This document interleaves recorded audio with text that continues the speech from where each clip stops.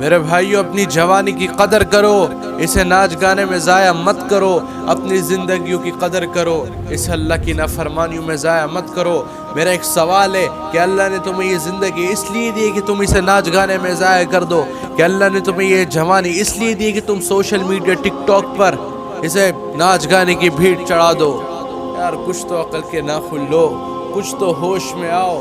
یہ امت ویسی تباہی کے دہانے پر پہنچ چکی ہے، یہ امت ویسی ذلت کے دہانے پر کھڑی ہوئی اس وقت، یہ امت بڑی خطرے میں ہے۔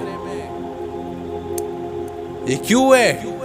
یہ اس لیے کہ اس امت کی لڑکی نے اپنی حیا کی چادر اتار کر پھینک دی ہے، اس امت کے جوان نے اپنی شجاعت کی چادر اتار کے پھینک دی ہے، تو امت پر ایسے ایسے مصائب آ گئے ہیں۔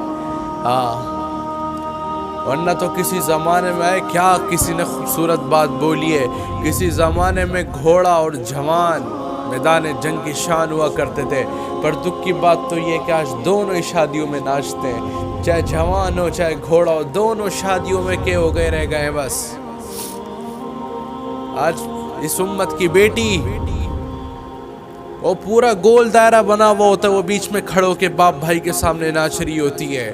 ارے ان باپ بھائیوں کے جنازے پڑھو جو اپنی بیٹی کو یوں ناچتا ہوا دیکھتے ہیں، ارے ان کے ضمیر مردہ ہو چکے، ان کے جنازے پڑھو۔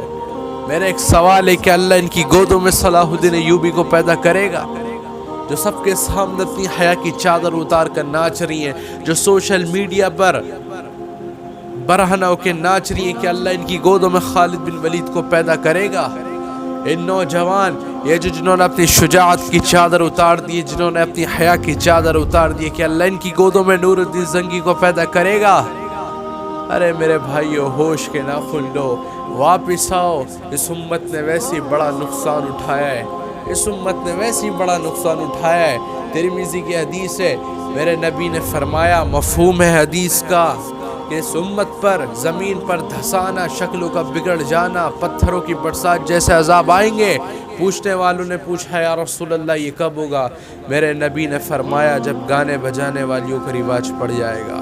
آج گھر گھر ناچ گانا ہے، آج گھر گھر میں ناچنے والی ہیں، ناچنے والے ہیں۔ واپس آؤ، پھر ان کی نسلوں میں بھی پھر صلاح الدین ایوبی نہیں آنے والے، ان کی نسلوں میں بھی پھر ناچنے گانے والے ہی پیدا ہوں گے۔